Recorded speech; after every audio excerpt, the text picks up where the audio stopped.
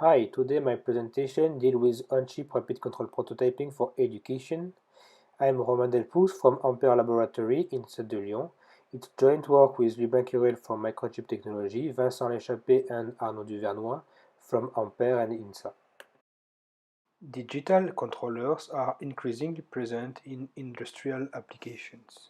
It is, however, very difficult to find engineers able to deal with the full process from control design to hardware implementation.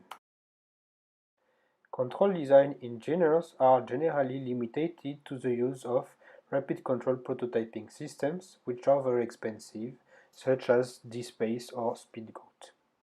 In this work, we propose the use of RCP systems, which targets directly industrial controllers. The proposed approach fills the gap between RCP platform and microcontroller board, as well as model-based design and handwritten programming. It allows to speed up the control design process using Simulink. Targeting low-cost microcontroller, program can be embedded in commercial or custom design board. From an education point of view, it smooths the learning curve from students. It gradually introduces implementation pitfall. In this presentation, I will present the different demo benches that we realized, then present the rapid control prototyping. Finally, I will show an example on motor control and parameter identification. For the different education level, we have developed different platforms for our labs. We have mobile robots, motor control, to encompass the different kind of system in automatic control. We have linear and nonlinear system, single input, single output, and multiple input, multiple output system. And we are dealing with identification, control, and observation. Here are some pictures of the benches we have: the line follower robot, an inverted pendulum, a DC motor, and the AC motor, all interfaced with the microchip RCP system. The RCP used is based on MATLAB Simulink and embedded coder. MPLAB device block for Simulink is an add-on who adds to Simulink the capability to target up to 360 microchip controller, including 16-bit, 32-bit microcontroller. Similarly to DSpace system, a single build push button compiles the generated code and programs the board from Simulink interface. The user simply needs to configure the input-output of the microcontroller using specific Simulink blocks and develop the control algorithm. The RCP solution takes care of the rest. It compiles the C code, it is linked to MPLAB, and programs directly the board. Finally, a PGI interface is available. It allows to plot and log data. Among the different options, the solution implements directly a multitasking scheduler. A real-time operating system is then available without user hard coding. Low-cost microcontroller limited power constraints can be bypassed using the fixed point. MATLAB Simulink provides a fixed point toolbox to help with the conversion of the floating point model into a fixed point equivalent. Other blocks are available for timing analysis, such as MCU load, which measures the overall load of the DSC, and task state allow to represent task execution states through output pin. Here is an example of the Simulink interface using MPLAB device block, and we can see that Simulink highlights with color the different sampling rate in a model. The different sampling rates correspond to different tasks. The use of task state block links the task state to output pin, each pin representing a selected task. Task switches pin high when it starts and switch back is dedicated pin low when completed. On this example, one pin driven by CPU load block and two pins driven by the task state block shows respectively the CPU state, the fast task D1 and the slow task D2. The lower graph is a magnification of the higher priority task D1 preemption of the lower priority task D2. Note that the slow task pin state is not cleared when being preempted but exclusively when task is completed. The shaded region in the task D1 and D2 shows the CPU execution of each task.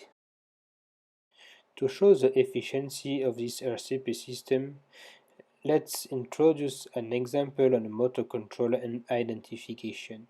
Here we consider a permanent magnet stepper motor.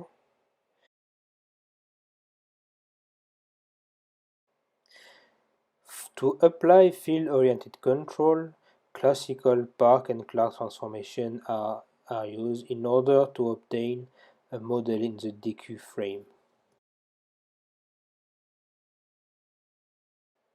The control strategy is based on cascaded PI controller, one PI controller for the current control and one for the speed control. It's a classical field-oriented control. For this control to succeed, parameters are required. For this example, we consider the identification of the electrical parameters only, and the classical least square algorithm is applied. At steady state, the model of the electrical motor is given by equation 4. Different VDQ voltages are applied to the motor. For each voltage, as soon as the steady state is reached, measurement of the current and the velocity are saved and it represents one data point for the least square algorithm. The application of the different voltage represents an excitation algorithm applied to the motor.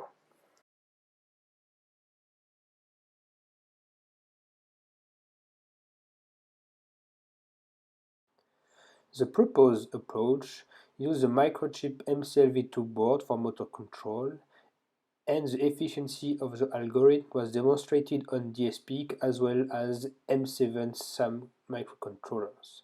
The objective here is to show the behavior on 16 bits and 32 bits devices.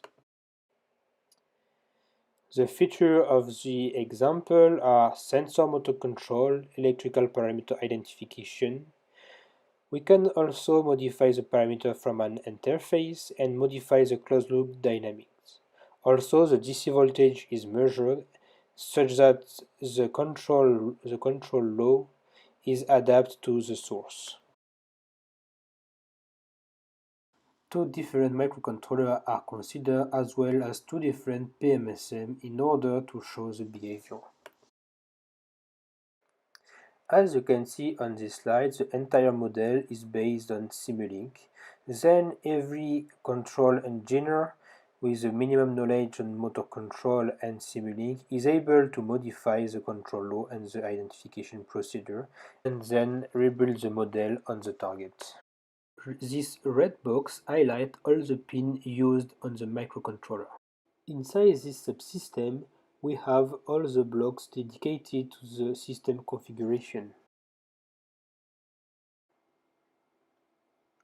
The motor subsystem is dedicated to the I/O interface like PWM, where we can select different options like date, dead time, and so on. Current measurements are obtained from the IDC block, where every option are modifiable.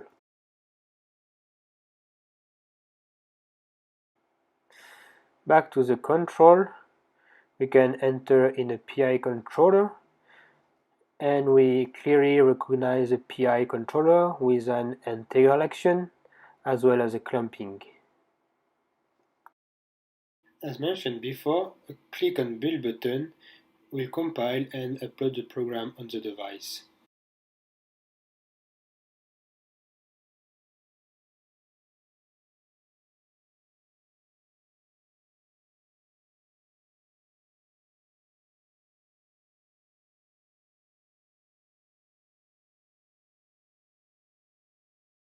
At the end of the video, we can see that Simulink automatically detects the programming tool.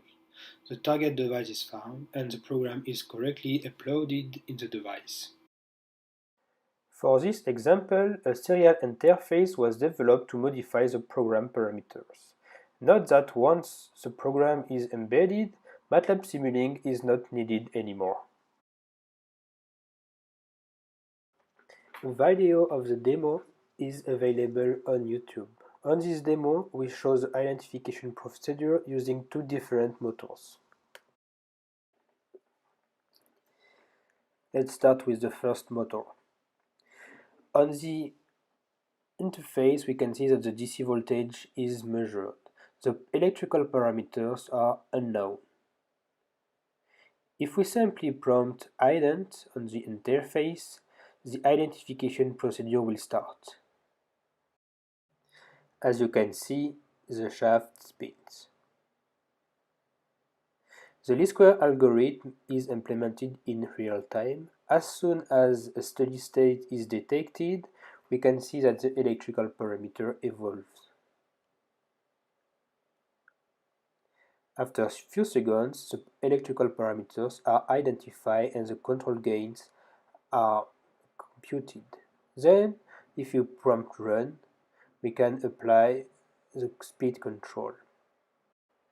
An extra serial link is available. Using high baud rate, it allows to load data and evaluate the control dynamic. On the interface, we can modify all the parameters, including the control dynamic. If we change the motor, we have another motor which has a different encoder and pole pair, so we can modify the pole pair and the lines number. We simply need to prompt p equal and lines equal to set the encoder parameters.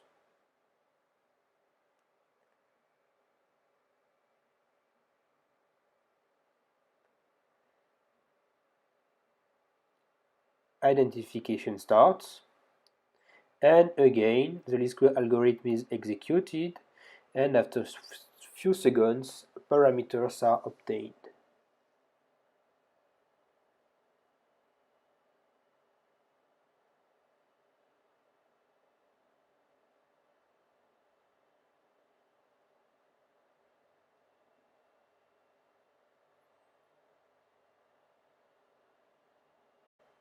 The identification procedure do not consider the mechanical parameters. For this motor, we have to modify by hand the mechanical parameter. So we write the value of the inertia and the friction.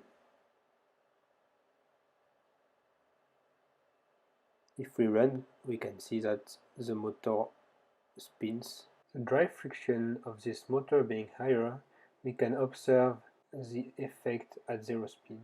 And the control gains are updated to the parameters of the motor. Increasing the mechanical dynamic, we can see on the figure that we have a faster response.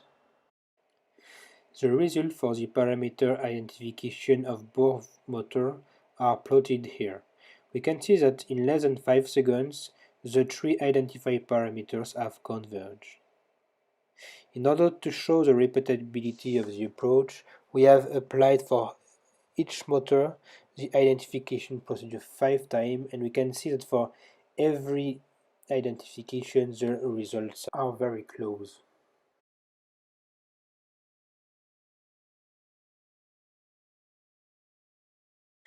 In this presentation, we have presented an RCP method that targets microcontroller directly. It can be embedded in a custom board.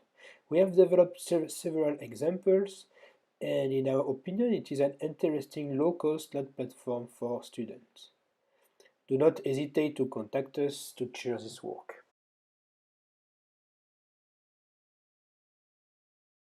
Thank you very much for your attention.